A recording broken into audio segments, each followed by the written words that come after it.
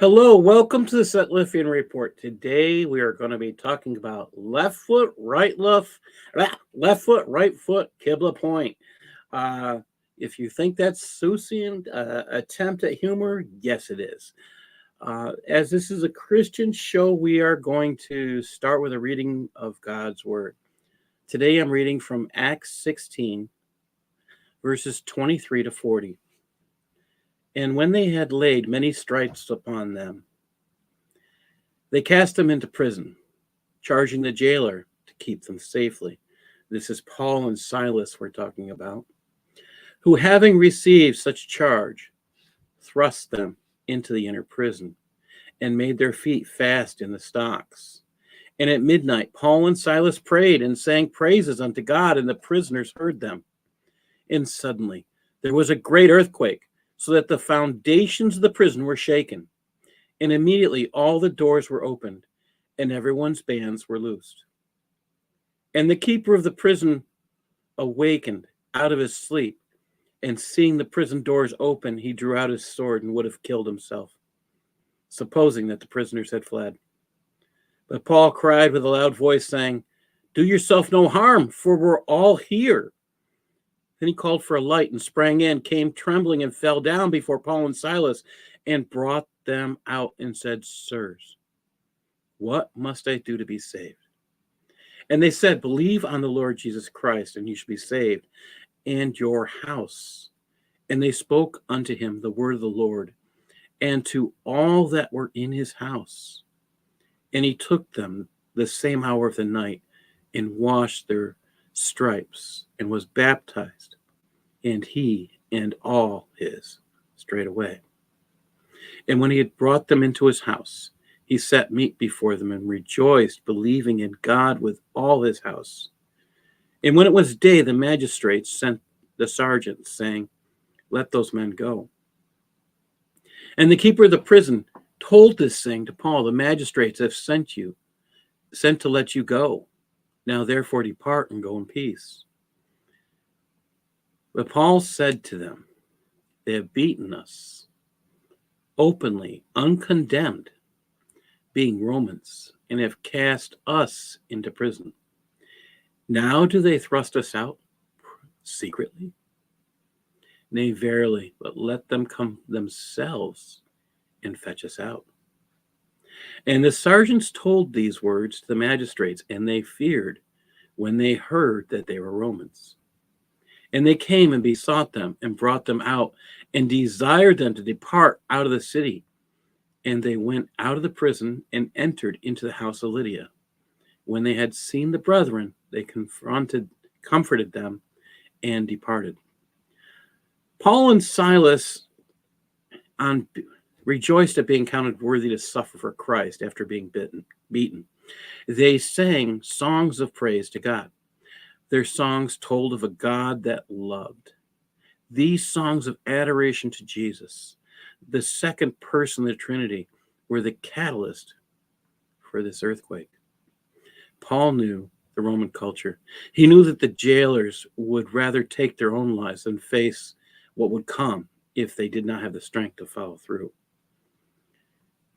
Those who were jailed should also have known this, since this was a Roman colony.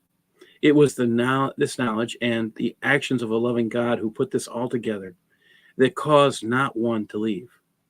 The end result here was those jailed, the keeper of the prison, what we would call a prison warden today, and his entire family find Christ. God puts this together for them to find the love of God that was waiting for them. Paul and Silas carried this message of hope that was able to break prison doors and set the captives free. If this message of love was this powerful, imagine what it would do to those who ran the prison. Think about it. Now, after today, this was actually my reading, by the way, for today. And after today, we're done with this part of we're done with a part of the show on Shariah. One of the stories we're going to be talking about is Hatun Tash. And you'll see why this reading is important. I read this morning and saw Jay Smith's piece today, and kind of everything kind of fit. I'm one of those who've actually met Hatun and talked with her and been with her on an evangelistic event here in Ohio. So, yeah, what we're going to be covering is personal and sad and informative. So, hopefully, I can give you some information. I'm not going to promise that I have all the answers, but I will do what I can. And with that said, let's get into this part of the show where we're talking about the strangeness of Shariah. I don't have a better way to explain this. And here we go. Just get my mouse in the right spot. Here we go. I can't believe I've done that. All right. And this may be too small, so I'm going to enlarge this today. And let's just do that. Okay. This passage starts on maximal distances between the imam and the followers. Now, for those of you who do not remember last time we were here, we were talking about how the imam really means someone who stands in front of others. And it doesn't mean a leader. You would think that that's what they're talking about. But this is just a guy who stands. It doesn't. And we talked about the qualifications, which still make me laugh. He doesn't have to know the Quran, which explains so much about people like the certain person that has, I will say, remains nameless, and he gets a lot of play on certain people's shows because he doesn't seem to know his Quran. He doesn't seem to know his prophet, yet he claims he does. But to be an imam, you don't have to know anything in the Quran, which still makes me laugh. I think it's going to have me laughing for a long time. You have to know Sharia. That, to me, is a mind number. You don't have to know the Quran. You have to be able to repeat the first surah. But as we have discussed on this show, the first surah, according to Islamic scholars, is not part of the Quran. So, when they pray 17 times a day using the first surah, they're not praying correctly according to Sharia if the first surah is not part of the Quran, because they're supposed to pray the Quran. So we have serious issues here. And with those things stated, hi Andrew and Elizabeth, thank you for joining us. And I just think this is getting kind of humorous. As far in as we have gone, I mean, you think about this. This is show 34. We're still in section F. And today we're going to cover a piece where I'm just going to kind of drop it and we're going to glance over a piece, and you'll understand why when we get there. These are serious problems when you have a leader who doesn't have to have knowledge of what they're doing, but they have to have knowledge of law. What does that say? All right. So to get this started, I'm going to pick on you first, Rad. Can you read? I'm going to have you read the first two paragraphs here. The first two? That's a lot of reading, dude. Okay. All right. So F1237. When the imam and the followers are not in the mosque, but are in an open expanse such as a desert or a large house, their group prayer is valid as long as the distance between them does not exceed approximately 144 meters. Oh my God, you got to get out the measuring tape again? There's a lot of math to this whole Islam So, here. so A lot of I'm going to measurements. ask you, Red. Red, you do numbers a lot, right? I mean, Yes. 144 meters. What is about 100? Do you have a guess at how big 100 meters is? Let's see. How big is 100? How long is 100 meters? I'm just going to Google that real quick. How long is 100 meters? What are we talking about? 100 meters to feet. Let's see. We're talking about 328 feet. Okay, that's a football field. That's bigger than a football field. Wow. And I didn't even include the 44. So think about that. That's a big house. Right, keep going there. Thank you.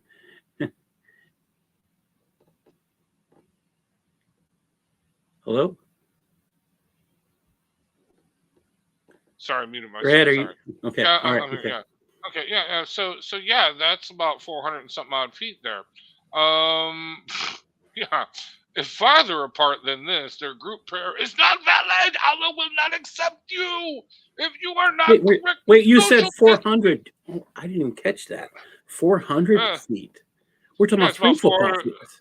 Yeah, it's 4 football fields. 422 Almost feet. 5. Well, Almost roughly 5 400. football fields. Yeah, well, so a meter is not exactly 3 feet, so but it's roughly about 400 feet.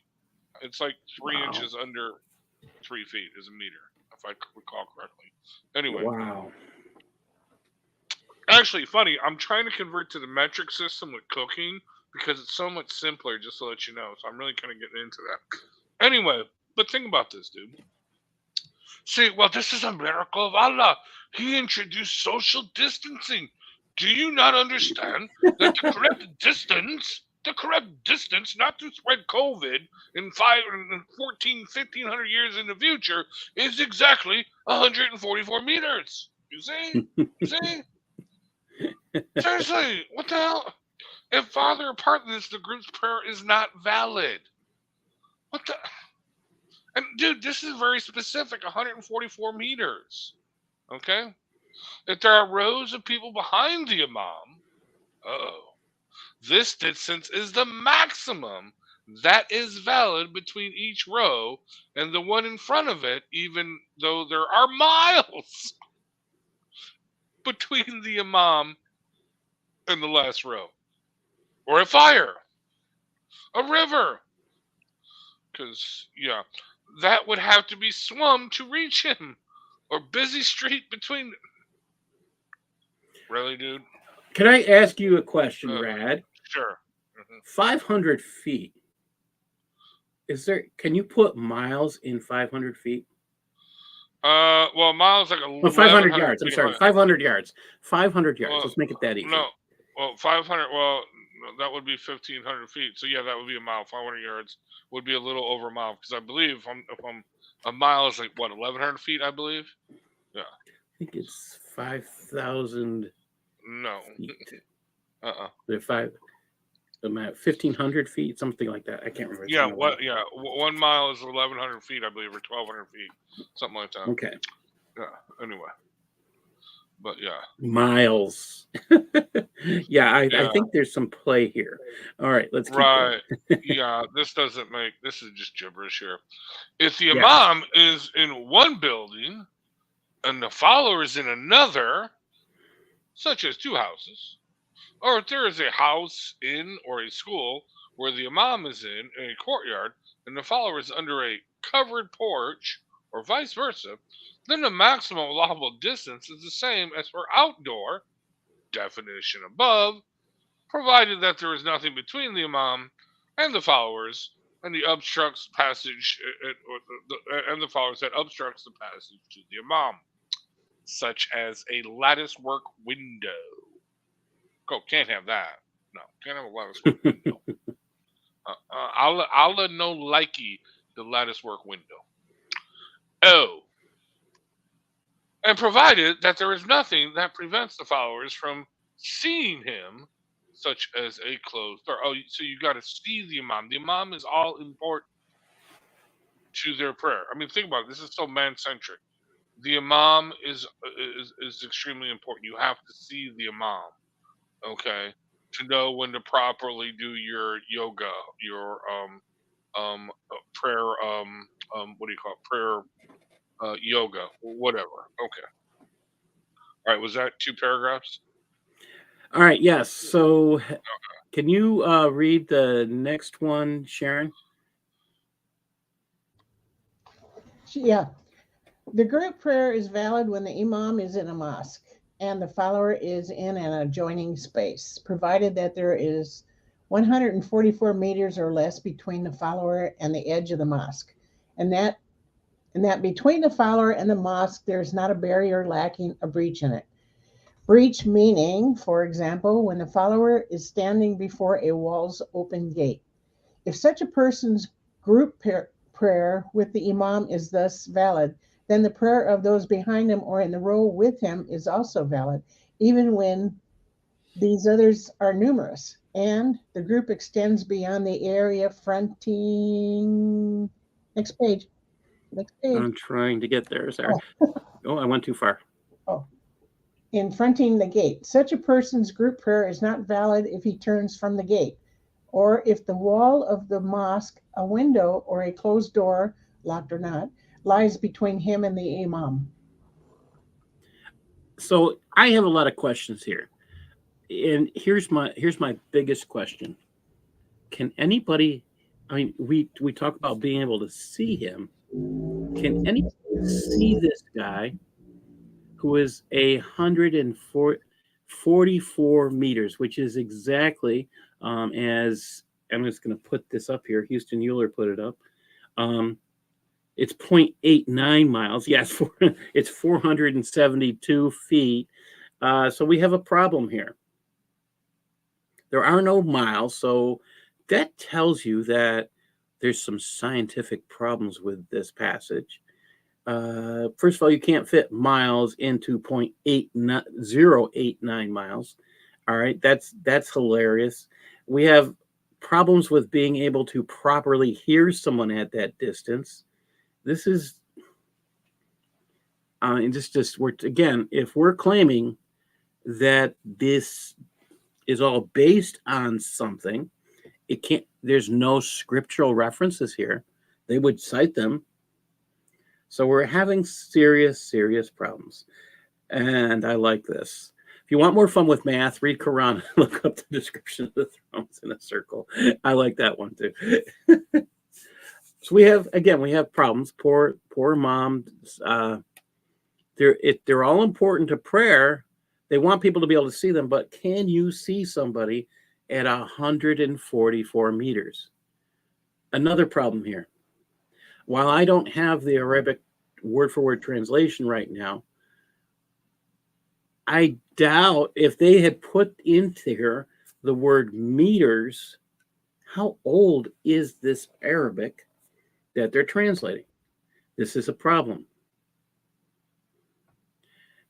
And I just look at that being an issue. Oh yeah, they would have like cubits or paces or whatever. But either way, I mean, just the mere fact that they have a distance requirement to having your prayers accepted by God. Nothing about purity, nothing about repentance, nothing about coming in communion, nothing about all the things that Christ says, okay, to have in prayer, okay, or sincerity or honesty, you know what I mean, or complete repentance. None of that. You just got to have the right distance. You know what I mean? You can't be, and there's a lot of descriptions here. Oh, you can't be behind a closed door. You can't, and I like Andrew Martin's comment here. It's a weird figure. It looks like a conversion of a more fundamental measurement. That's exactly what I'm looking at. There's something probably, okay, it's probably sales. Okay. That'll have me laughing for a while. There's something wrong in this measurement. And I think Muslims should ask questions about this. What is the purpose of Allah restricting the technical word is efficacy, the validness, the worthiness of prayer, to a measurement of distance between the guy who leads or the guy who's able to repeat the Arabic and the guys who follow. Why is that? So if you're 145 meters away, too bad for you. Yeah, what if This you were stuff should lazy? have people thinking. What if Satan was pissing in your air and you woke up late and you wanted to go repent? You run all the way and there's like, the lines are already full, so that means your prayers are not accepted. I mean, seriously, this has serious Well, repercussions. and let's say you're outside praying. Oh, we got a problem here. If you're outside praying and you're in a place where you're going to be doing this outside, most likely you are on a road, but you're not allowed to pray on a road. Again, it's supposed to be considered offensive. So you got to start asking yourself, why do Muslims do this? All these pictures on Twitter, we see Muslims praying on the side of the road. They're being offensive to Allah. Oh, yes. Yeah, we're definitely going to have to post that. All right. Yes. Yeah, that's in there. If you look at, it's offensive to pray on a way, which is a road. So again, this is Islamic law. They are the ones that come up with it, not us. And this is just some of the humor in this. Again, yes, the praying Allah who needs help and guidance. Yes, he needs guidance because he can't get the information to us. He can't communicate very well with us. That's probably the worst truth of it all. All right. Darcy, are you able to? Okay. Yes, you're there. You're there. Okay. Can you read F13.1, please? Yeah. Times when the prayer is forbidden. The rules below apply to prayers that are wholly supererogatory, i.e., which are not performed for any particular occasion or reason, and apply to prayers performed for a reason that will occur after the prayer, such as the two sunnah rakas before entering the state of pilgrim sanctity. So just a second here. What word have we used for supererogatory? What does that word really mean? Who knows? Unnecessary. So, I mean, if it's unnecessary, so you're doing something that's not needed. I mean, what's an unneeded prayer? It's not worth your time. What it sounds like, it's unnecessary. Why are you doing something unnecessary? Okay, so the truth is Christians will pray, and most other faith structures will pray. Is it required? No. That's the thing that I think is fascinating. However, they're not required, but does that mean they're unnecessary? The answer is no. It doesn't mean they're unnecessary. So prayer is supposed to change things. Their concept of prayer is repetitions, what Christ described as vain repetitions. So these unnecessary things that they do in vain repetitions, they're unnecessary. Yeah. I'm still having a laugh about legislating using Shariah to legislate what is needed and unneeded. Why would you make rules or laws about the unneeded? That's bizarre. All right, we're going to go on. Rad, can you read F13.2, please?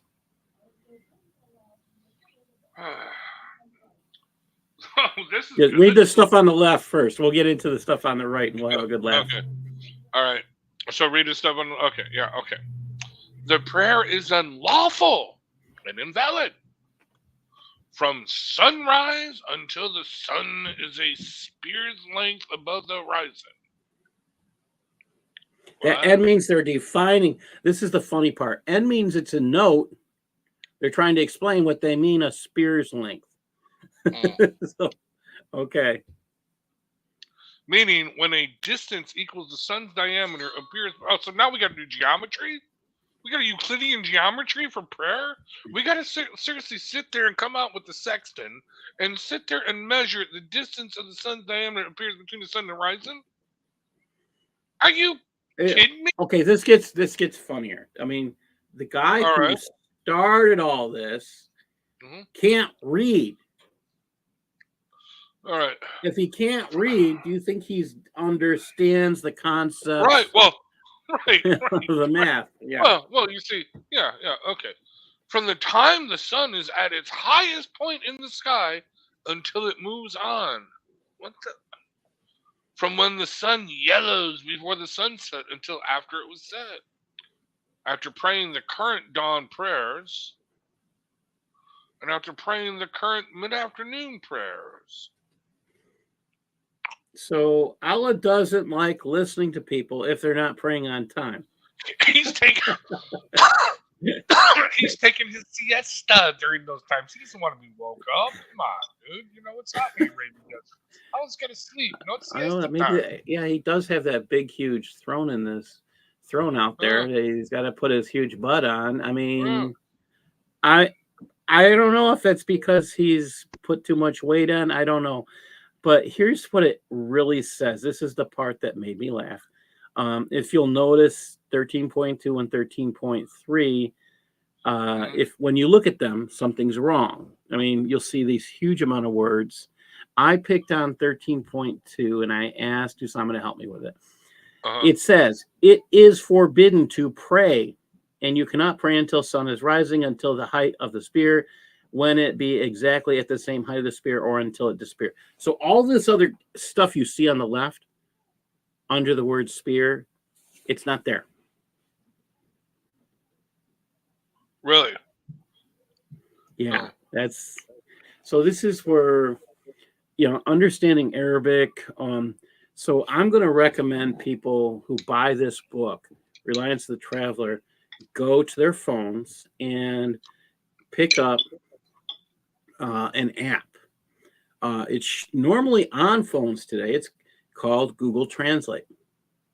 And you point it at whatever you're trying to read in Arabic, and you'll get a translation. Now, I find this humorous because if I do that if I'm using that program right now and I point it at, you can use your camera, and I take a picture of F12.3, which I'm doing, and I share that. I just want to see the picture. Come on. And I just need to read it. It says it is forbidden. Okay, sorry, F13.3. It says F13.3. It does not prohibit anything that has a reason, as a funeral, a mosque greeting, and a sunnah of ablution, and he missed it.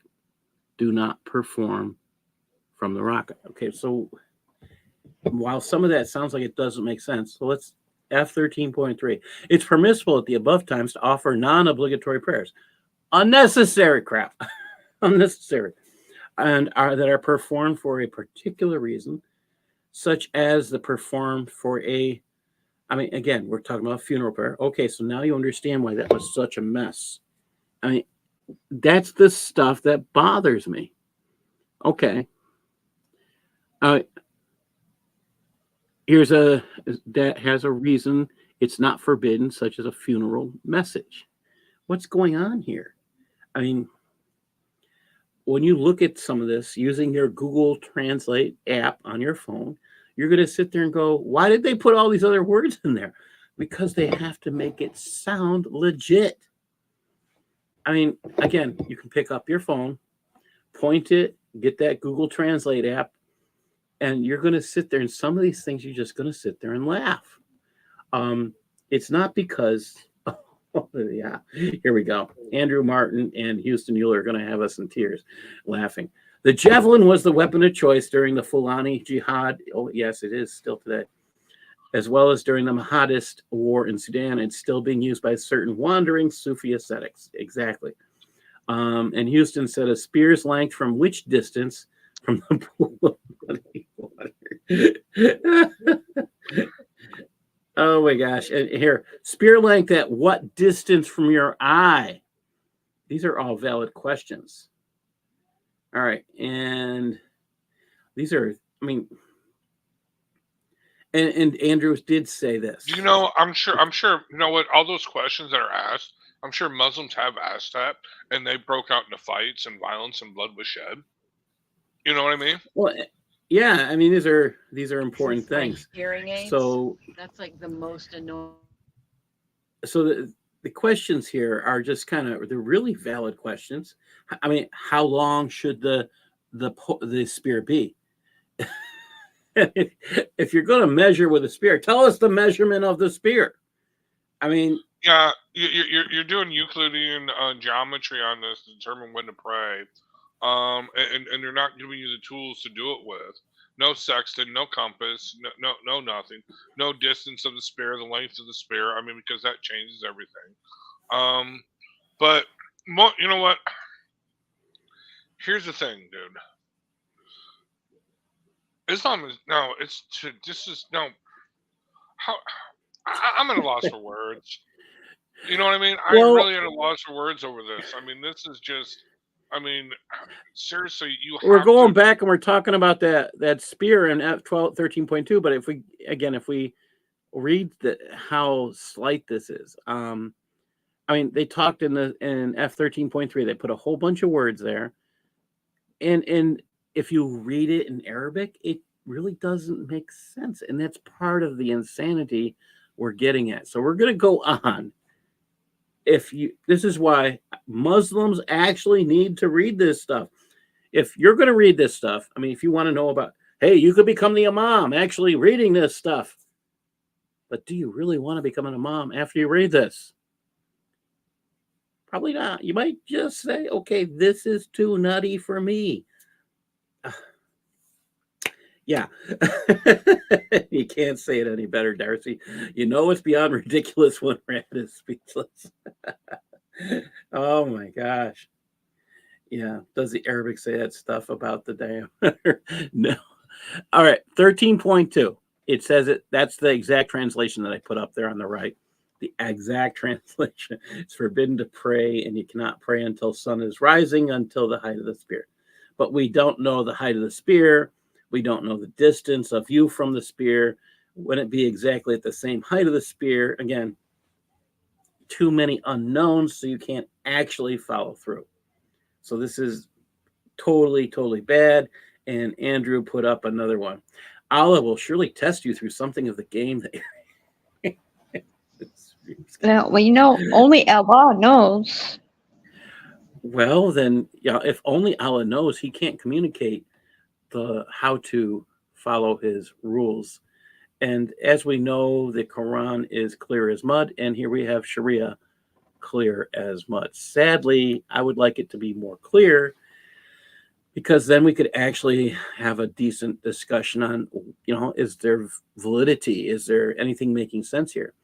Is there any Quran or Hadith passages? And we're going to be getting into the right foot, left foot shortly, but let's look at this 13.4. Sharon, you want to read 13.4? Okay. It is not offensive to pray within the Meccan sacred precinct, harem, at any time, nor is it offensive to pray when the sun is at its zenith on Fridays, whether in the sacred precinct or elsewhere. So notice how little Arabic is there. And yet they put all that up. All right, this is where you start saying, okay, let's translate this. So what does it exactly say? It is absolutely not disliked to pray in the mosque of Mecca, not at the equator, on Friday. Okay. When the sun is at its zenith on Fridays. Come on. I mean, some of this stuff just is too much. Nor is it offensive to pray when this.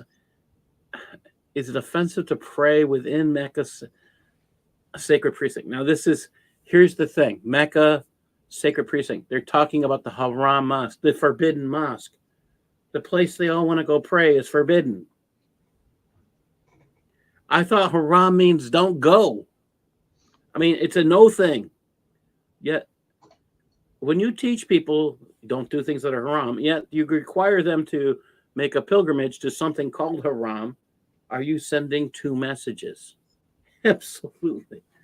This doesn't make sense. It's not clear. And again, and this is what Andrew Martin is mentioning here in here, and we do need to talk about this. When you pray, you must. This is Matthew 6:5. When you pray, you must not be like the hypocrites, for they love to stand and pray in the synagogues and at the street corners, that they may be seen by others. Thank God. Now, this next piece. Truly, I say to you, they have received their reward. But when you pray, go into your room and shut the door and pray to your Father who is in secret, and your Father who sees you in secret will reward you. And when you pray, do not heap up empty phrases as the Gentiles do, for they think that they will be heard for their many words. Do not be like them, for your Father knows what you need before you ask him. Well, that's the truth. I mean, and our God knows these things.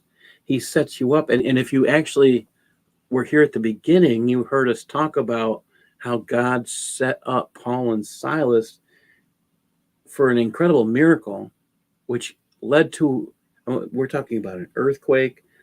No one was injured as a result. Strangely, though, the jail doors were broken open, and the stocks that held people's feet were broken open, but nobody was injured, and nobody ran away. So their God is invalidating prayer if you're more than... I am going to be going through, when I'm done with this section, we're going to have a show on the many reasons Allah invalidates prayer. We'll probably have a good list, and I'll sit there and laugh about it. Why serve a God who invalidates prayer? This is something you should be thinking about if you're following Shariah and you are an imam, and that's how you got your job, because you know Shariah. Really, how important is it to you that you can advise people on reasons for them not to pray? Oh, you're praying at the wrong time. Oh, that's horrible. What, are you telling us Allah can't answer the phone? You're telling us that Allah can't... Oh, he's too busy right now. Oh, it's offensive.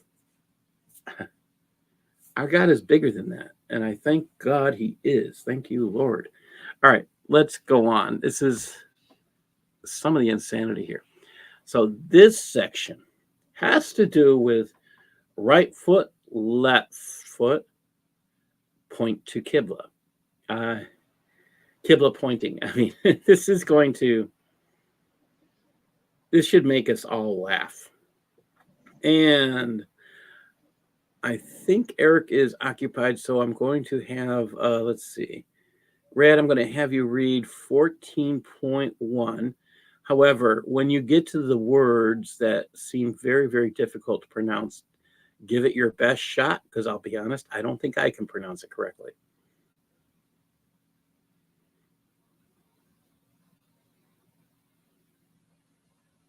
And he muted himself. Okay.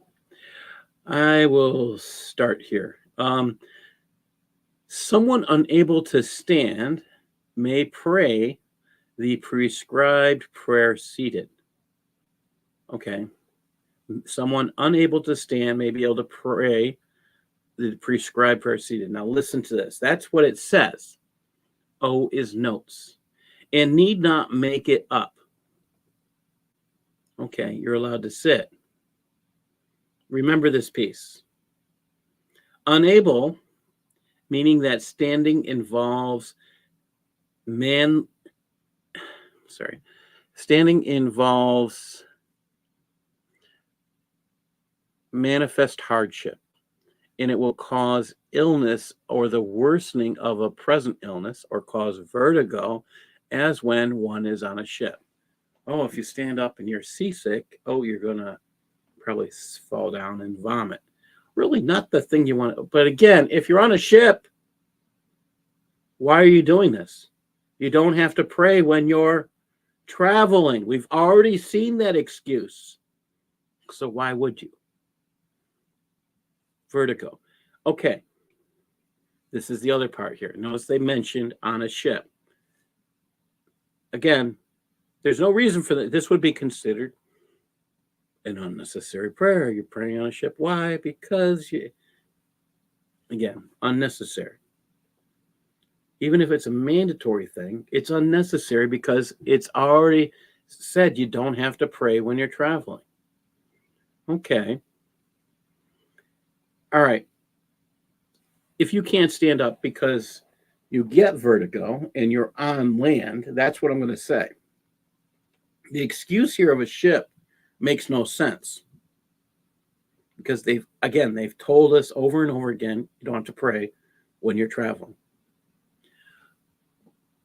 So that covers car sickness. Oh, you can't, that covers truck sickness. If you're hiding in the back of a truck and you don't want to get caught as an illegal immigrant, that covers a whole bunch of things. You don't have to worry about being on a train praying. You don't have to pray there. You don't have to pray on a plane. You don't have to pray on a ship. You don't have to. Oh, wait a minute. So none of these places you have to pray. So what are we talking about? Wait, there are people. Wait. What about on the space station? No. And on Mars? Well, you'd be traveling. Technically, you would never stop traveling. But what if you landed on Mars? If Elon Musk has its way, and there were Muslims, and they got to Mars. No, I bring this up. This is a serious thing. There was not during. Well, actually, I don't think prayer was brought up, but there was the first Muslim astronaut that rode on that we took him up to the space station. This was back in the early 2000s. They actually had to get a special fatwa for him because of Ramadan, because he was going sun up to sundown like 20 times a day. You know what I mean? 20 times in a 24-hour period. You know what I mean? So they were like, well, when's he going to fast? When's he going to eat? So they came up with an idea where he just goes by Mecca time. So he has to fast Mecca time. And then, when it's sundown in Mecca time, then he can eat the space food. So he can stuff his face after he skipped lunch. Right, exactly. Okay. Yeah. All right. That's kind of what it is. There is no fasting in Islam. We'll get to that eventually, but there is no fasting in Islam. Fasting has to do with 24 hours. And I'll say it, fasting is not something easy. You fast for something that's hard. Yeah, I had to do it for like 3 loved days. ones. Yeah. I got to do it again for 3 days. I'm just saying, I'm not looking forward to it. Yeah. All right. F14.2. Sharon, would you okay, did I read the second part? Yeah. Such a person may sit for prayer anyways through the Tibrash style of sitting. I'm going to show you a picture of this shortly. And listen to this. It's recommended. It's offensive in prayer to simply sit on the ground. Excuse me. You just said someone unable to stand may pray the prescribed prayer seated, and then you follow that up with it's offensive to simply sit on the ground, palms down and knees down, and sit with your. Wait a minute. Is it okay or is it not okay? You saying it's offensive. So a Muslim who gets vertigo when he stands up is now offending people by being present. Guess where that man's probably not going? The mosque. This is contradictory. Can you trust what it says? If they're contradicting, even in the same little piece, 14.1 isn't that big. They've just contradicted it. It doesn't make sense. Now, this word, I hope I'm close to saying it right. Iftirash. Keep that in mind because we're going to get someplace with that in a minute. Sharon, can you read 14.2?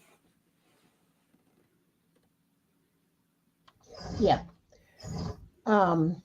When seated for the prayer, the minimum bowing is to incline until the forehead is farther forward than the knees. The optimal way is to incline until the forehead is as far forward as the place where the head rests in prostration. When So the bang on the head. yeah. When unable to bow or prostrate, one comes as close to the ground with the forehead as one can. When unable to do this, one performs them by nodding. Okay, so I don't bend very well, and I would have to maybe be doing the nodding. All right, that's easier. You know that previous Sharia law, the one that you just talked about with the iftirash? Is that why they got another Sharia law that says, hold on, let me exit full screen, that says it talks about those who are not subject to retaliation for killing. And one of them, oh, okay. Never mind. It doesn't say disabled person. It says insane person. Okay. Yeah, insane. Okay, so, all right. So we're going to. I'm sorry for I find this interesting. I mean, there's an excuse for not bowing. There's okay. So the disabled person, the older person, I'm going to say that who can't necessarily, person who has definitely has arthritis is going to have some of these difficulties.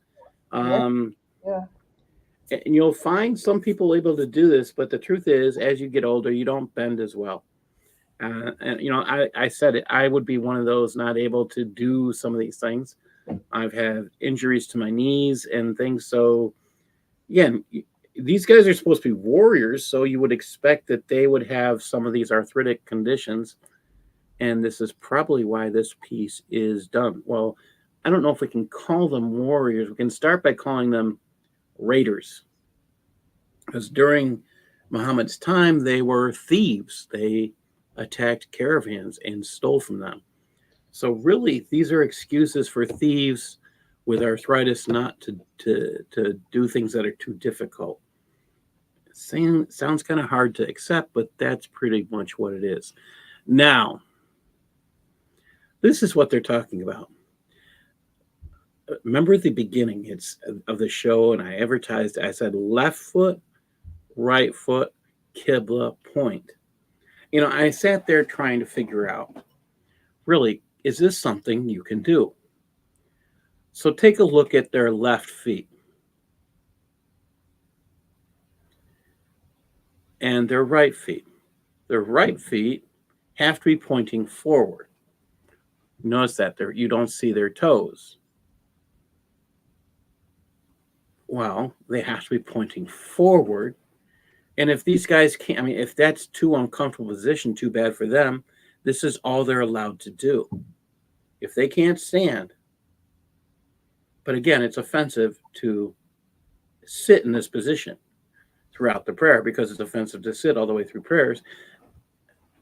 This gets too confusing. Dude, they actually, I am not making this up. There is a Muslim out there. He's the hip hop Muslim. He's in Saudi Arabia. I can get his name. Anthony Rogers used to do a bunch of videos about him. He's got that bald head. He's a skinny guy, but he's from England. He was a rapper, ex-rapper, hip hop, whatever. I know what you're talking about. Yeah. But he actually talked about he went to Lebanon. Well, no, he was flying back to Saudi Arabia, and they stopped over in Lebanon, and he got off the plane to pray, and there were some Shias or something like that where they were doing some kind of funky variation on the prayer, and he got up and corrected him, and it almost started a riot in the airport. And he tells, he's like, my mother-in-law picked me up, and she's like, no, you can't do that. You can't sit there and say that. They're crazy about this. Each one of these sects, each one of these groups, they have their own way of praying.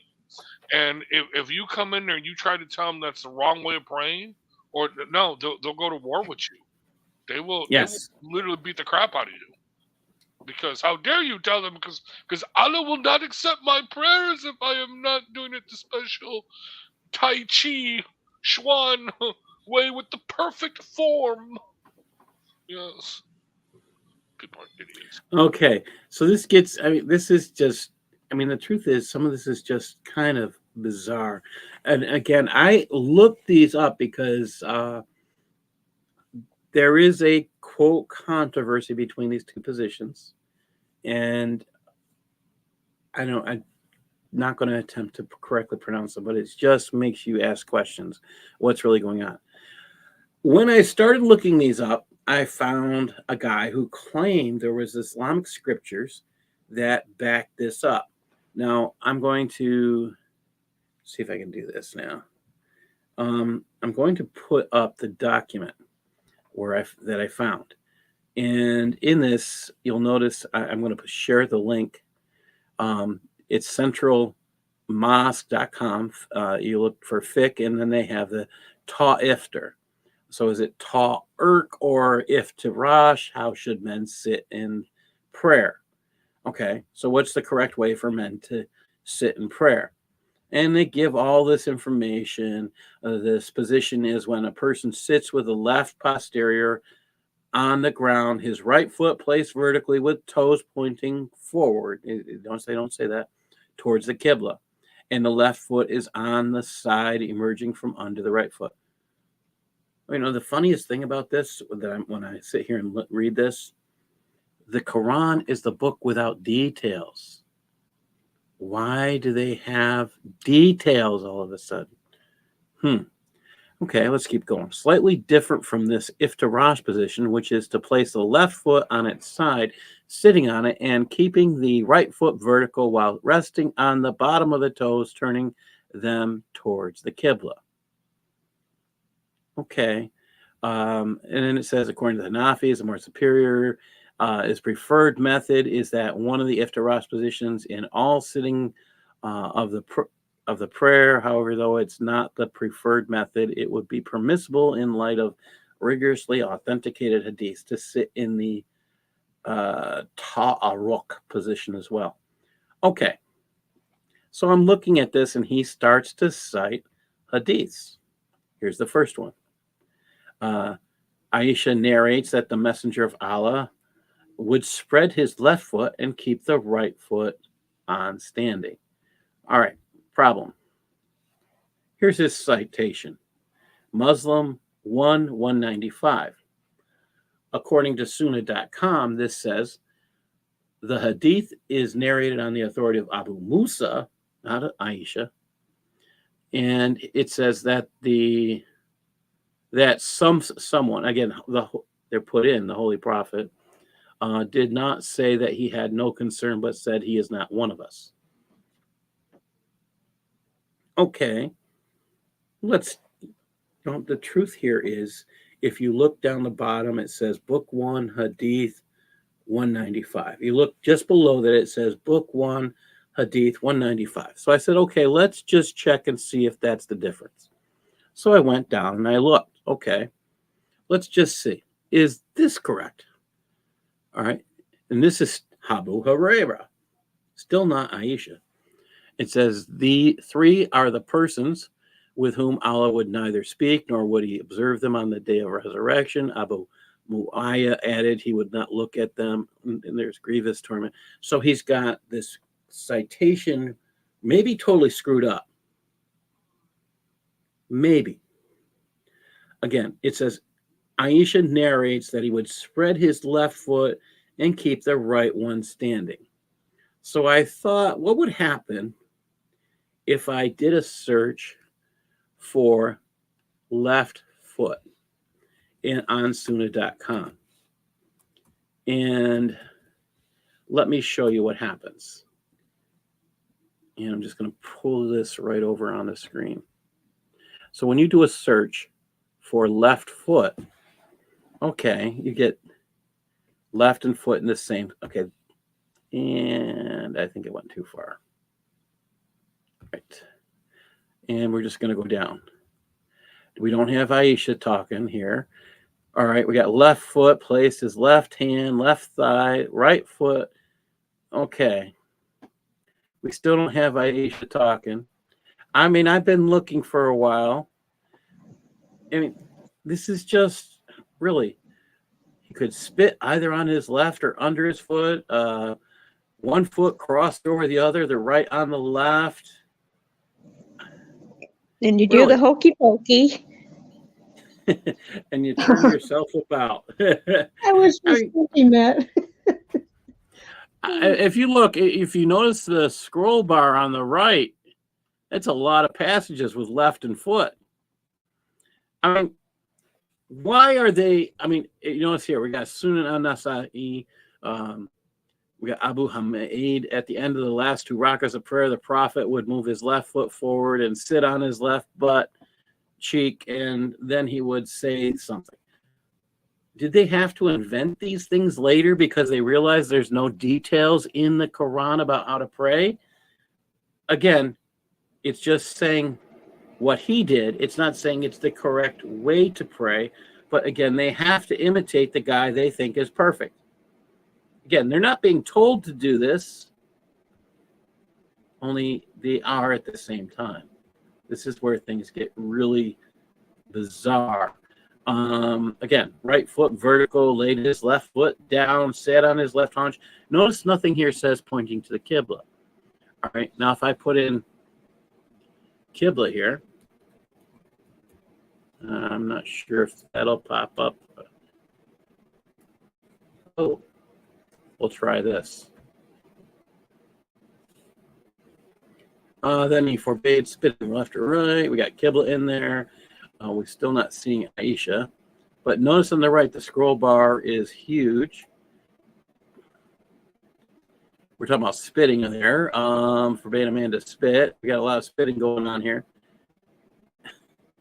Again, this is the prophet said he should neither spit. Again, we got spitting. We're not talking about right feet towards. Oh, wait a minute. Turn the toes of his right feet towards the Qibla. Wait a minute. The right feet are going towards the Qibla. Was it the left foot or the right foot? Let's go back. I mean, you start asking all sorts of serious questions. Keep the right one standing. Again, if the right one was standing, the person's standing up. This is a problem. So I'm looking at these things. This is one of the reasons, actually, one of the things I want to do eventually is to create a place where we can, like a journal, where we can answer some of these academics. You know, hey, wait a minute. You made these claims. I'm saying Islamic academics because their scholarship basically sucks. I'm going to say it. It's bad. It's poor. And when you're a scholar, you're always looking for the source. This is why we are going at Reliance of the Traveler. We're taking our time going through it. Are they telling us the truth? Are they communicating with us actual facts? And the answer continually is, and sadly is no. Are they communicating truth to us? That is one of the things that scares me the most. They don't want us to know the truth. They keep hiding it. And like I say, it's scary. Let's get back into this. All right. I know Eric's here. Are you able to join us or no? I'm going to guess not. Let's see. Darcy, can you read? Paul.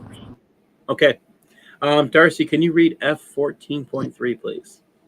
Yeah.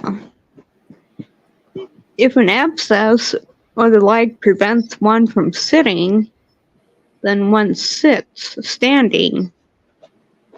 you meaning explain how you do that? ordinary. I'm gonna cry.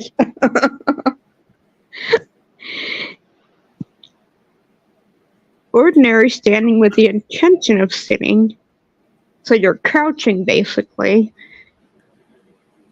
So that one stands between prostrations and for the testification of faith. From the If you Tashahu. guys remember, we went a little farther back. It said if you're not in certain positions at certain times, your prayer is invalid. So this guy, even though they're saying you can do this, they've already said his prayers are invalid. So which one's true? The guy can do this or he can't do this? It's a problem. Let's see. Sharon, can you read F14.4, please? Yeah.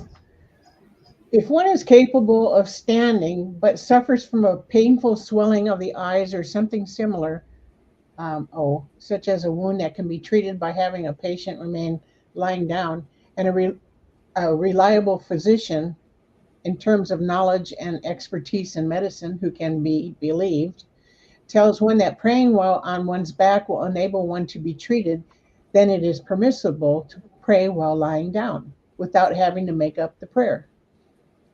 That sounds like somebody got whacked in a So battle. somebody bedridden for some reason, capable of standing but suffers from a painful swelling of the eyes or something. Okay. For whatever reason, let's just put it that way. I mean, they could have just said bedridden or something like that. Well, there's several problems with a bedridden person coming into prayer. Number one, someone has to bring them. Someone has to purify them by putting them through this wash. Okay. Now they can't do the movements. Who's responsible for them? Again, we had an excuse, which made sense. If you have somebody who needs medical assistance, you're allowed to stay home and not go join the prayer.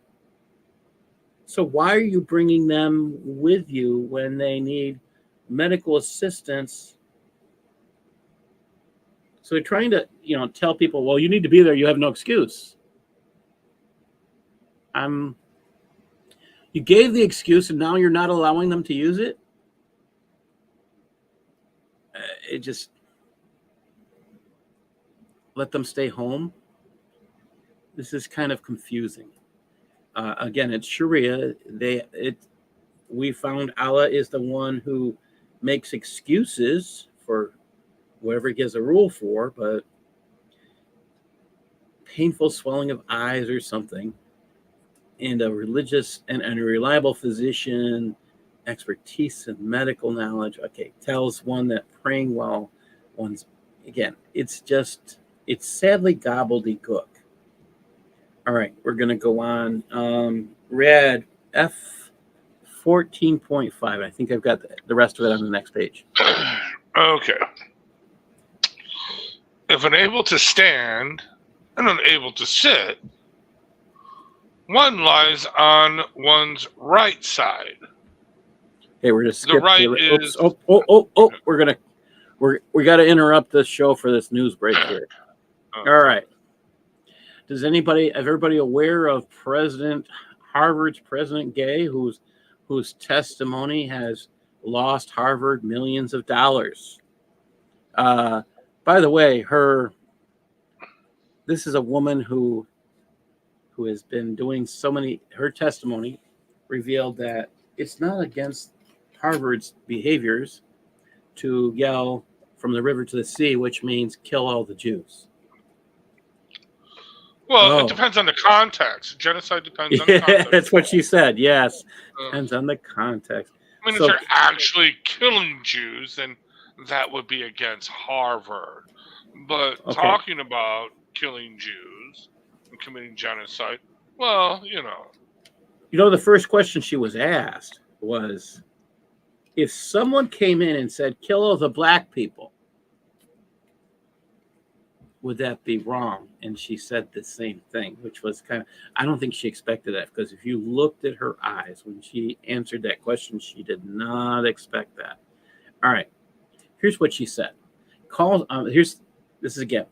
She says, let me be clear. Calls for violence or genocide against the Jewish community or any religious or ethnic group are vile. They have no place at Harvard, and those who threaten our Jewish students will be held to account. They haven't done that.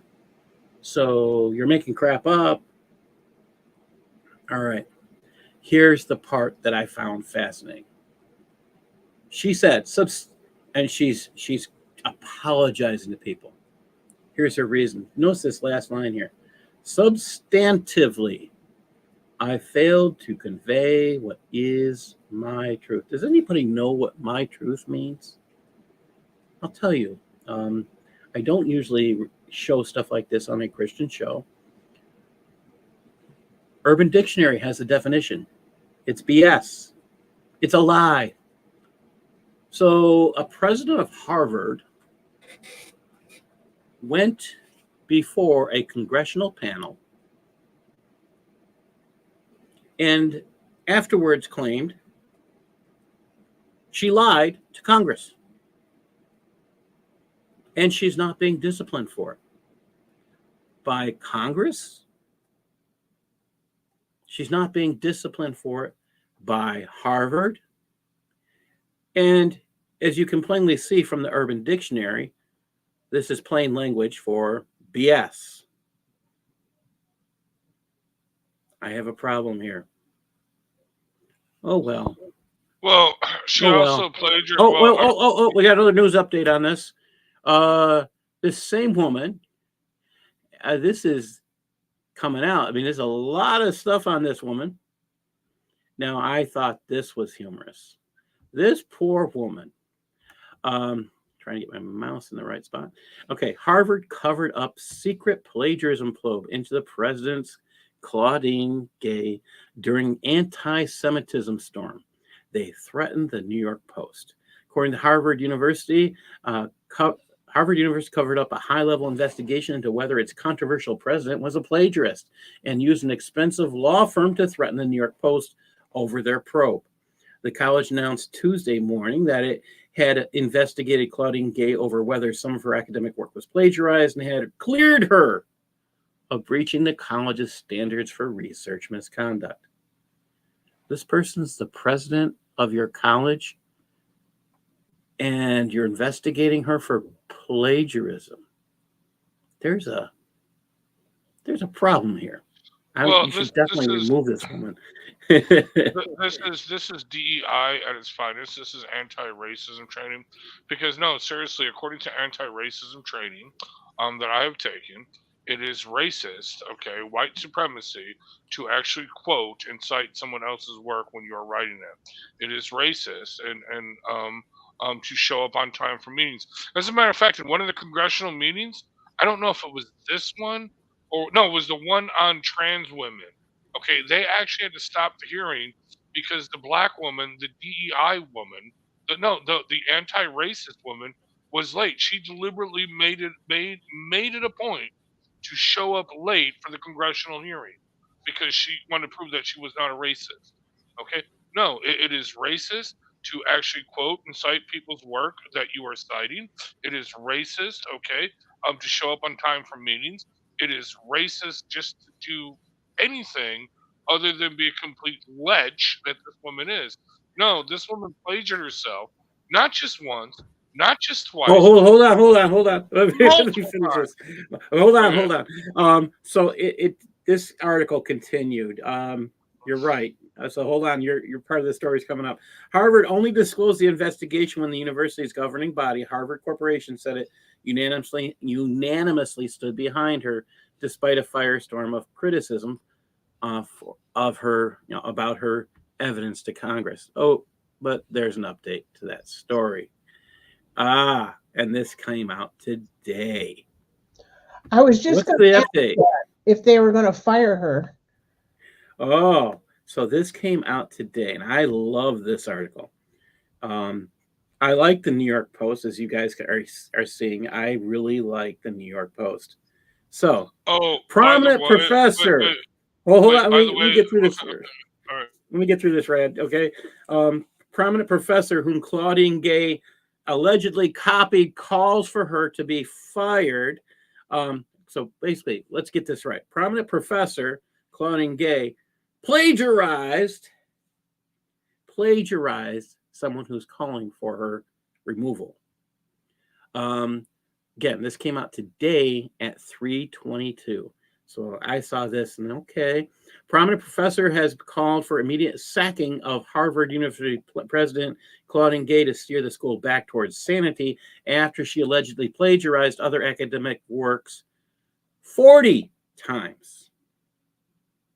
Political science professor Dr. Carol Swain, formerly of the Vanderbilt University, claims Gay used sections of a book she published in 93 in an article published in 97 without crediting her. Fire Claudine Gay. Post haste, Swain posted Thursday on Twitter, which is now called X, as part of a post titled Some Free Unsolicited Advice for Harvard University. So wait a minute. We have a college president who New York Post and others have discovered she plagiarized people 40 times, and that's okay for the president of Harvard. That's their standard of academic conduct. She hasn't done Paul, anything wrong. Yeah. Paul. So the New York Post discovered this before October 7th. Okay, this is an Yes. article that they were working on beforehand. Okay, and no, it's not just plagiarize. It's not just okay. Look, I forgot the cite a source. I forgot, No. I didn't put quotes around a sentence or a paragraph. It's a paragraph. It's whole No, paragraphs. no, not even a paragraph. This is whole pages, whole Oh. entire pages of this woman's work in her PhD thesis. In her PhD thesis, she basically stole this other woman's work. But here's the punchline: the woman that she stole her work from is a black woman. Yes, one of them that she I don't stole think it the matters work if she's white or black. from. She's still stealing. No, it does. It does. No, That's what. she's Yeah, because the person yeah, who's asking for her to be fired is yeah.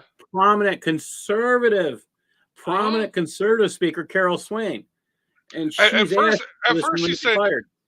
At first, she said, "I don't mind her using my work. I just wish she would have gave me credit." That was her first response when she found out about it. But now she's like, "Wait a second. She basically republished sections of her books and said, 'This is my work.'" You know what I mean? Yes. No, this woman. No, well, but see, here's the real story. It's not her. It's not these presidents. These presidents of these universities are there for a reason. It's because all of these lefty professors, these psychopaths, nut jobs, actually are the ones that say, yes, we want her because she'll allow us to get away with doing all this crap that we're doing. Those are the ones that need to be fired. I mean, seriously, you need to decimate Harvard. You need to decimate UPenn. You need to decimate MIT. We're talking 400 or 500 professors, okay? Well, at least at Harvard, that came out and signed the support of her. Well, maybe you don't need to cut that deep, but at least a couple hundred. They need to go. I think Houston got something really important here. He said that he cites out the code of conduct she didn't want to answer if anti-Semitism violates. That code has a lot to say about plagiarism. And that's one of the articles. If you go back and read these articles that I'm citing, you'll see that there is a huge problem with the standard of code of conduct. They are harder on students who will be suspended, have been suspended for semesters or years, while professors get slaps on the hands or fingers or nothing. And that's the standard, the unfair code of conduct. There's multiple. I'm picking at Harvard. Yeah. All right. Now. Wait, hold on. Let me just finish on this. There are multiple instances where some kid, when he was 16-year-olds, either liked a tweet, retweeted a tweet, or said something stupid, okay, on Twitter or on Facebook, only to have his scholarship and his admittance rejected by Harvard or UPenn or any of these Ivy League schools because somebody found out, okay, that they did this, years ago when they were a teenager. Okay. Actually, there are multiple cases where the dude was like in their sophomore year, or even a graduate student, where like, no, you did this when you were 12. You got to go. Okay. All right. But anyway, no, this woman's got to go, and all the professors that wrote the letters standing up for her, they've got to go too. This has to be deep. That's why DeSantis, he says he's going to cut deep. He's just going to fire people. That's it. You're done. Anyway, continue on. Let's go. All right, so this next section, I shared with those who are here that this is hard. Hatun Tash is missing. When they first said she was missing, they said she was missing for 2 weeks. At the time that was said, I knew that she'd only been missing for almost a week. And I knew that that was a big reason to pray. Even that time period was long. And Jay's going to share the truth here. It's pretty detailed. I will say this, it's hard on those who know her.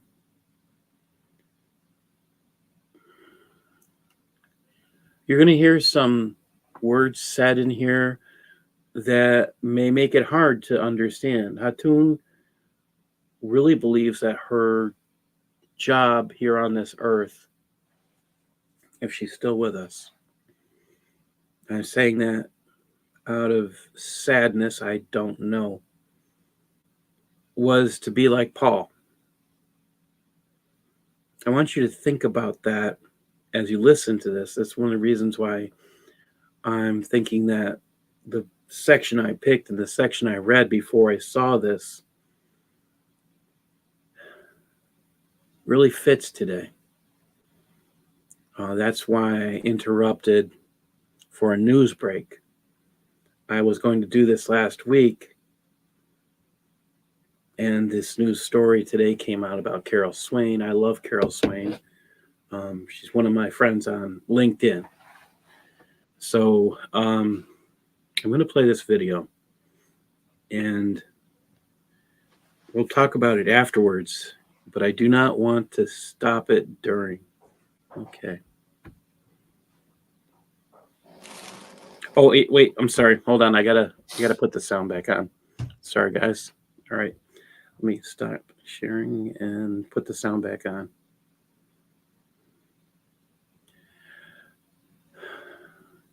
And yeah, there we go.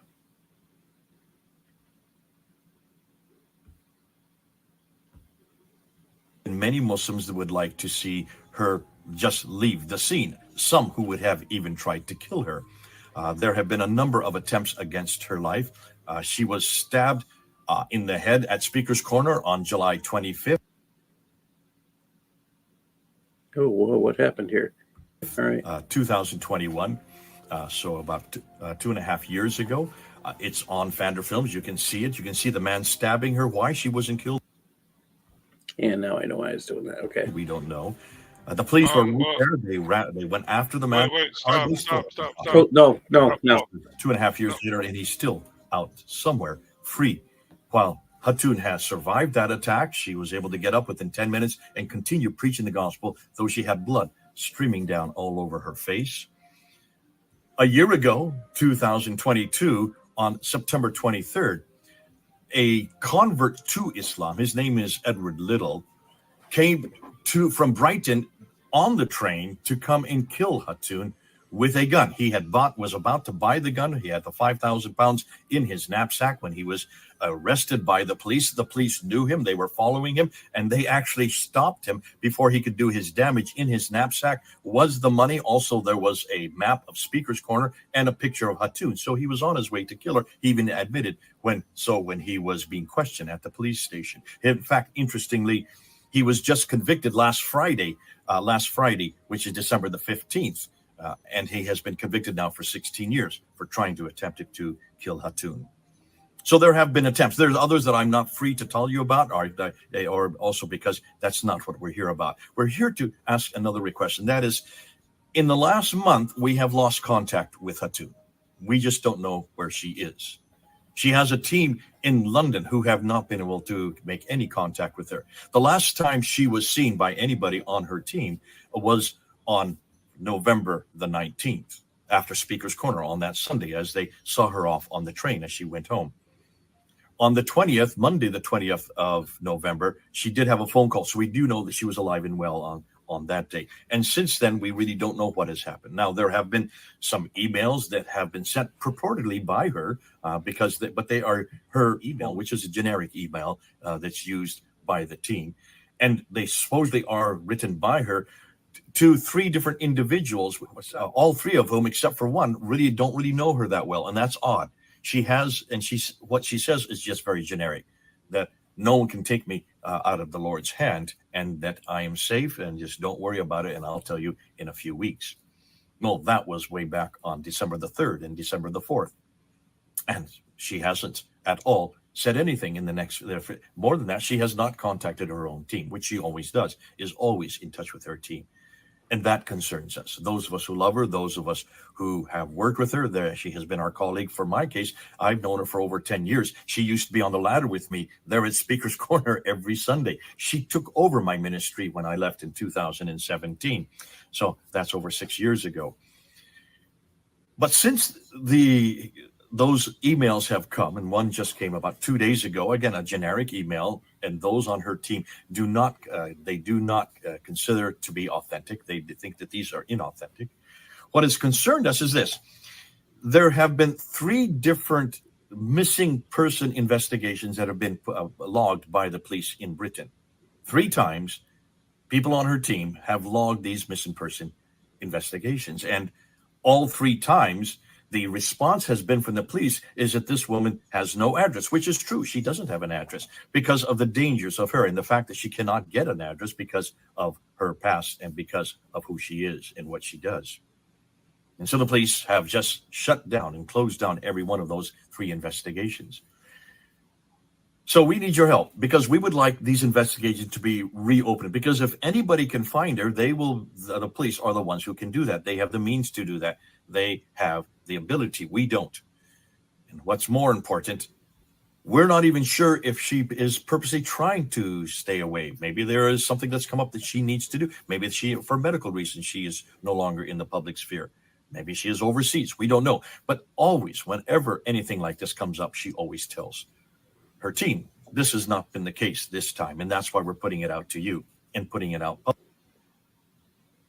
I'm sorry. public. We want people to know that we are concerned, and we would like to get in touch with Hatun.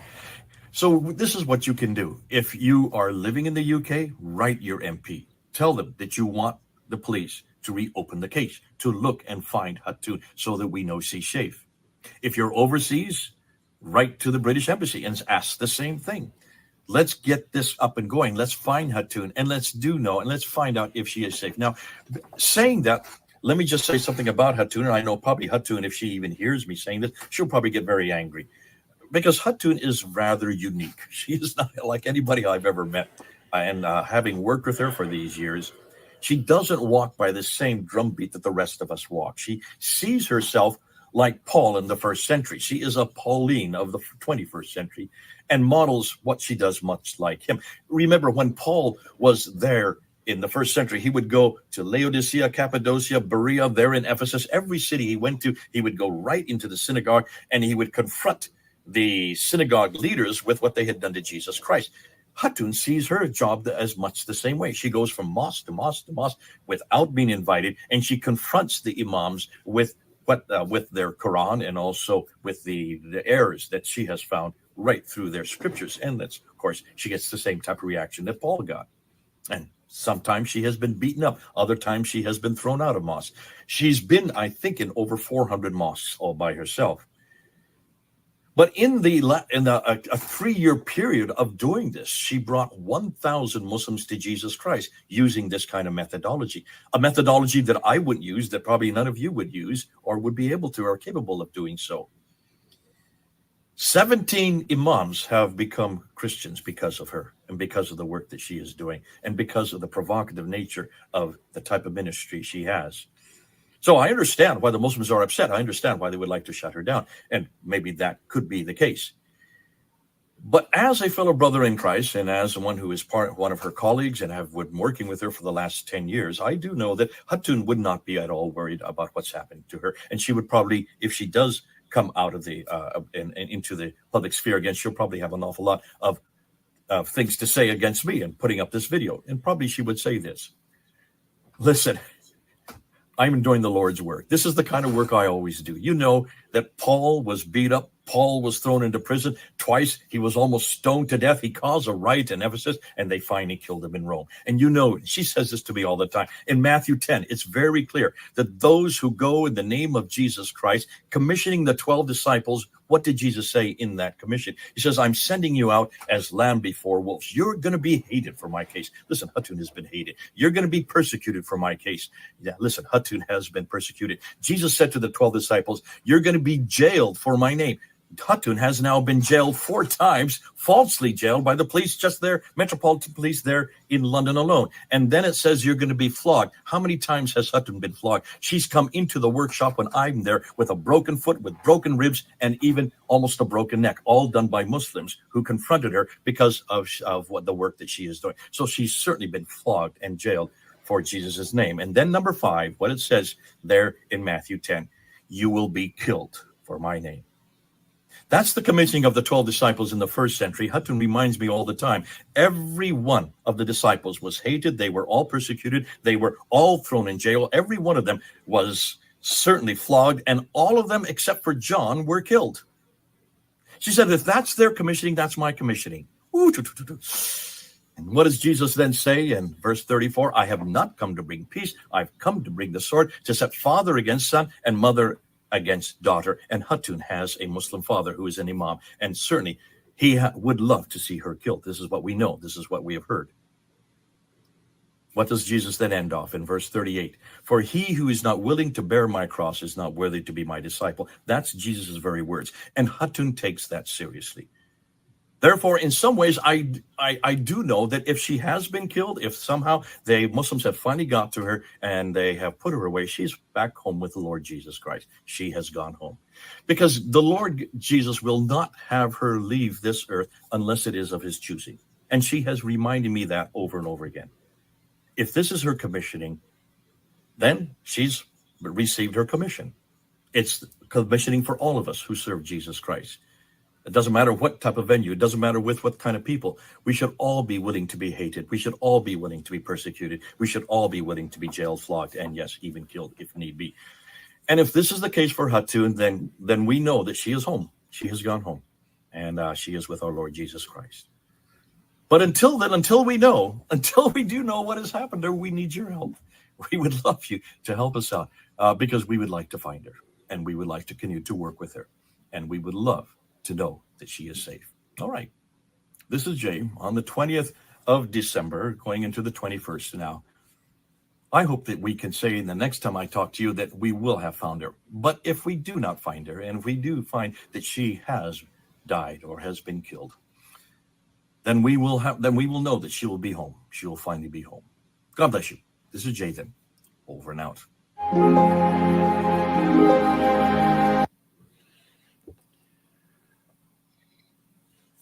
Oh, real quick, Paul. I was only trying to interrupt you because there's 2 versions of the video.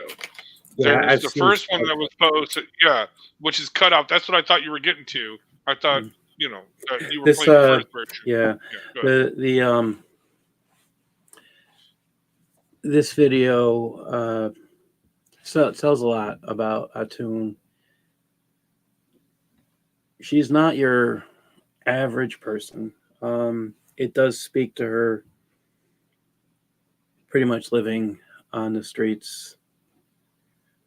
Part of her living arrangements are because in Britain, if you have threats against you, you cannot find a place to reside within. People don't feel safe because They have been trying to kill her. Yes, Hatun has been stabbed multiple times. I'm unsure. I think it's 4 or 5 times.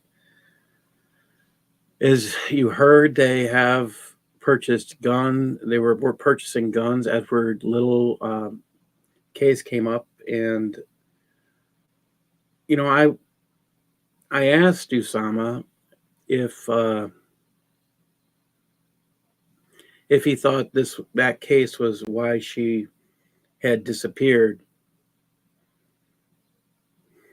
and Jay and him basically said the same thing. She was supposed to be in court for that, and she did not show. Say that one more time, Paul. She was supposed to be in court for that case.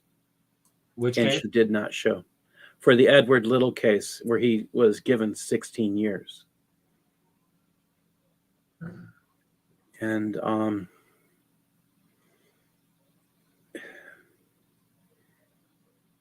the fact that she wasn't there, and if you know Hatun's personality, she would be there. She wouldn't have missed it.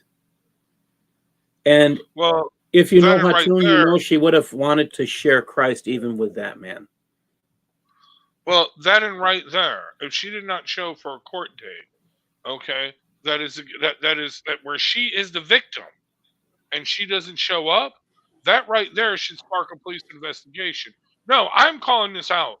Shame on the UK British Christians that are showing up at the Speaker's Corner with her. Shame on them all.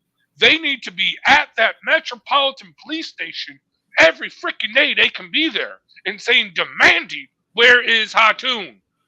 I am sorry. I am outraged by this. No, the hungry child is the one that is fed first.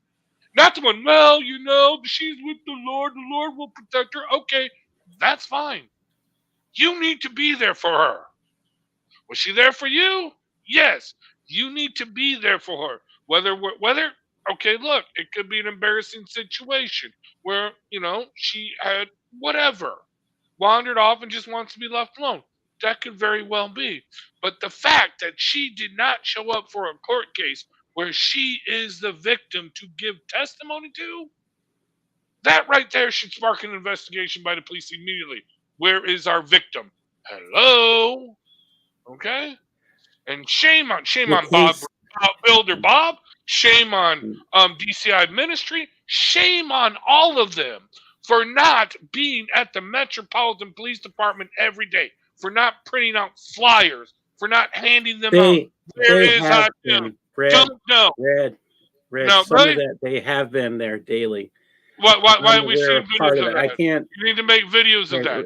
No, don't give me. I can't do this. You need to do this. This needs to be visible. Okay, and I'm in just the front, saying. Tommy they have Robinson been- needs to be in on this. Kelly Klein, Yeah. Kelly Jean needs to be in on this. All of them. This is shameful. Shameful. I'm so outraged. And yes, I did just get out the phone with the Metropolitan Police Department. I can't go to the UK. I'm just telling you, they'll arrest me on site.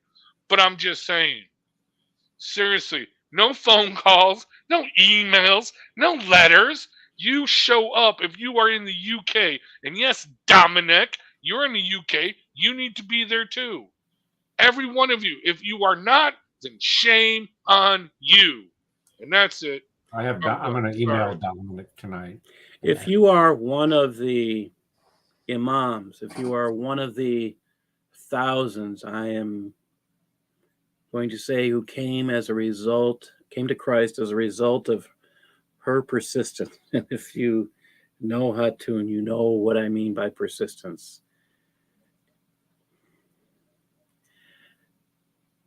If you know Hatun, we're asking, if you live in the UK, please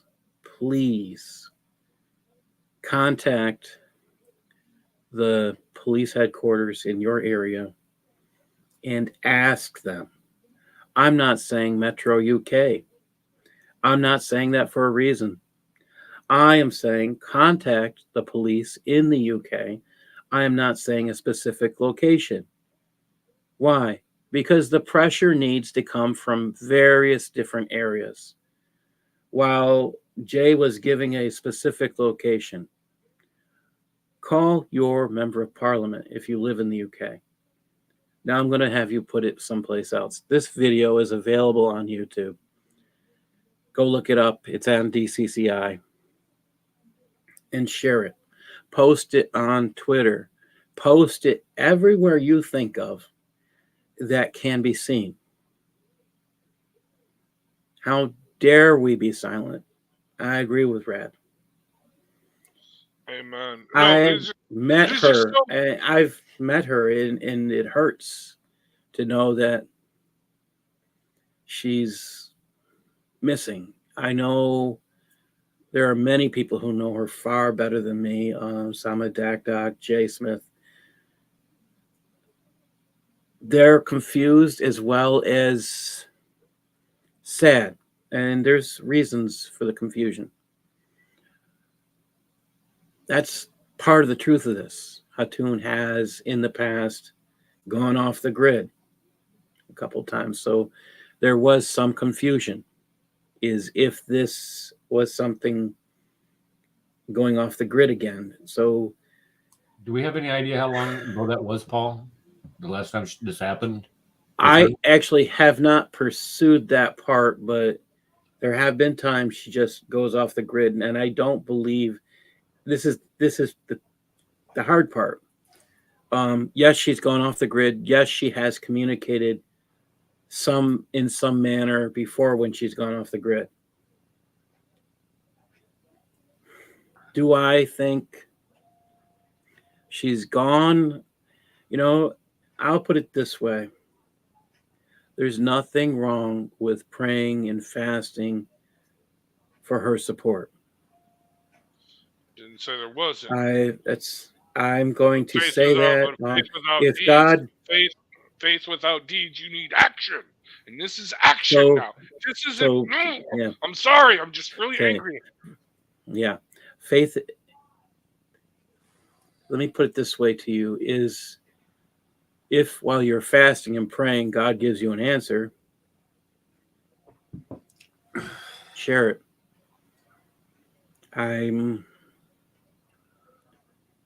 That's the only thing I can say about that. It's a hard reality to enter. Where is she?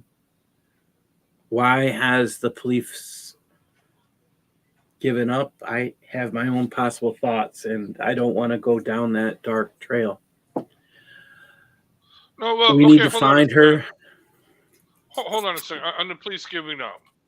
Did they give up? Oh, no, I am sorry. Okay, as someone, okay, who has been involved in situations like this for various things, I can tell you this. When I say the hungry child is the one who gets fed first, I mean that. In other words, okay, look, it's like anything else, okay? Like, okay, they get a work order or a ticket. That's what they look at it as. That's an investigation. It's in their queue now. Okay. Oh my God. They want to solve it within 72 hours because then it boosts up their metrics. Okay. It makes them look good. And then if it's not solved in 72 hours, what are you going to do with it? It gets pushed down on the bottom of the pile. Now, here's the thing. When did they report her missing? Was it within the 72-hour period? Probably not from what it sounds like. But either way, somebody reported her missing and the police are like, okay, this is a homeless person. We haven't gotten any calls from these people. Nobody showed up in a couple of days. Okay, well, then it gets dropped down to the bottom of the pile and nothing we can do about it. Okay, then it gets closed out because it has to be removed for the metrics, for their thing. Okay, but no, this is what I'm saying. It needs to be pressure. Yes, call if you are in the UK, call your MP. Okay, put pressure on them. But more importantly, yes, there needs to be. You guys know Bob the Builder. Okay, you have contact with him, emails with him. You know Jay Smith, you have contact with him. He is outraged to them. Okay, this needs to be a coordinated effort. They need to work out with the other various groups that go to Speaker's Court. Kelly Jane King of who is a what is a woman? Okay, an adult human female. She knows Hatun. Okay, but no, she's not a Christian. She's an atheist. But either way, she is willing to get involved in it, and she can bring on pressure. Tommy Robinson also expressed a thing on Twitter. Okay, you can get them, and Tommy Robinson will bring the pressure, good or bad. But what I'm saying is this needs to be massive. Why isn't the UK police doing anything about this? Okay, and this needs to be, where is Hatun? Print out flyers, put them on everywhere, on tape them up everywhere, like we see the flyers of the missing children or the kidnapped people in Palestine or in Gaza. You know what I mean? That kind of level, that kind of response that needs to be organized. And it's so frustrating being here in the United States and not being able to do that. But yes, you guys have the contacts. Send them that message. Send them this video. And if they don't listen, then you know what? As Elon Musk said, cue it. And I'm done. So the first article I could find on her missing, I think it's older, but I'll double check. I think there's an older one. And here it is. It's on VimBuzz, and this was December 1st. Yeah. Now, after that date, this is what I do know, and Jay mentioned it. And there are statements of text messages, and I do. Jay mentions what I was kind of aware of, and without having all the facts. What was happening was really not text messaging. It is email. And if you are off the grid, you communicate in the way she was communicating. However, as I was informed at the time this message came out, that there really wasn't enough in the message to verify it was her. And now the conclusion is that it was not her. There have been more than one message. There has been more than one message out in this manner. And be out there, like Rad's saying, we should be outraged. Hey, yes, Paul. we should be crying, and there's nothing wrong with being. Paul, Yes, go ahead. who said that this who has said that this is not her in those messages? Who said that? Jay is one of them. There are. He didn't say that in that video, though, did he? I didn't. Yes, he did. He said that they have. Yeah, they've come to the conclusion that that was not her communication. Who's they? Yeah. They have. Those who know her well. The communication has never been. I will say that the knowledge I have is that because if you know what a force Hatun is, A what? what a force she is when she's there in person or she's talking with you, it's not a passive type conversation, even when you're just talking with her. She's a force. That communication was out of character. And that's what Jay said. The communication was out of character. So those who are informed on this recognize that, and they were hoping that maybe it was that she was seeking some kind of assistance.